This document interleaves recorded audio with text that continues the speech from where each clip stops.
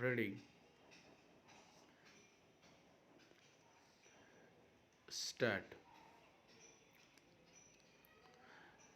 After repeatedly speaking of forming an inclusive government on Tuesday, the Taliban caused surprise worldwide as it is announced cabinet of mostly ethnicity. It had been widely thought that an inclusive government was a way to win hearts internationally and bring in aid. But in action, the Taliban government has taken a different line. The calculation may have been that no matter what the look of the new regime, the Western nations would willy-nilly engage with it even if early recognition does not follow.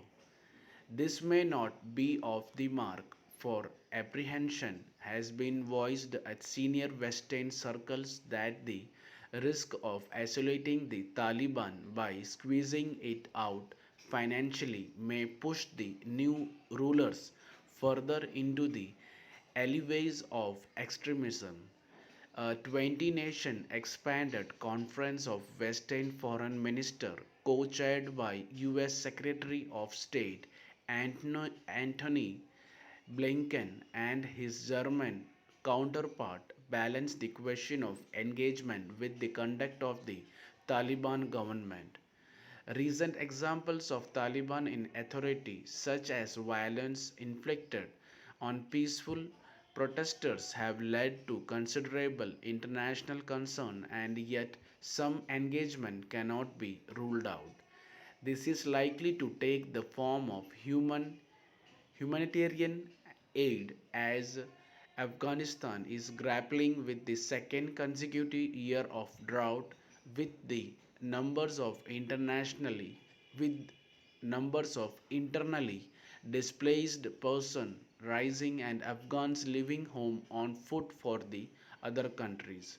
The Western powers are also likely to have been moved by the geopolitical consideration.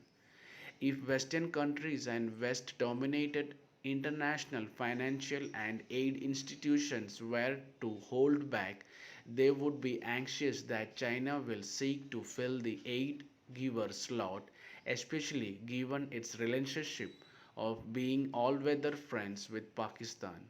It has been held in these columns that the look of the Taliban government in Kabul will be shaped by Pakistan's interests since Islamabad has been Taliban's mentor from the time in the early 90s when the Pakistani spy service ISI practically helped found it. It is plain to see that Pakistan's interests have prevailed in government making. The leader of the Haqqani faction, Hirajuddin, is the new home minister. In the current situation, this appears to be the most important portfolio since it involves control over internal security mechanism and law and order.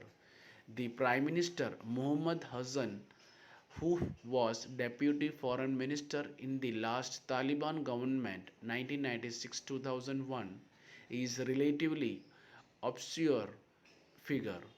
His elevation appears to owe to serious friction between the Haqqani faction and the Qatar group, some of whom are seen as being relatively moderate.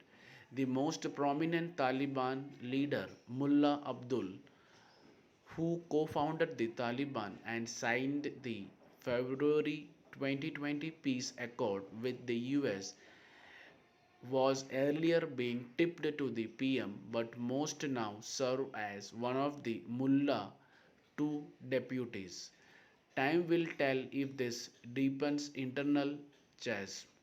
The National Resistance Front, which militarily lost out to the Taliban earlier this week, remains active politically. It appears that peaceful demonstrations of women, which have been joined by men in several regions of the country, are taking their cue from the NRF, which seeks freedom from Pakistan, as the Taliban are seen as strongly pro Pakistan.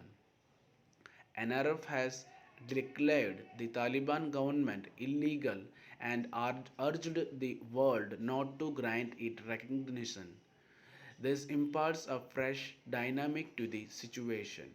India needs to take concrete steps to remain in the frame discussions of the NSAA with CIA Chief William Burns on Tuesday and his engagement with his Russian counterpart are steps in the right direction.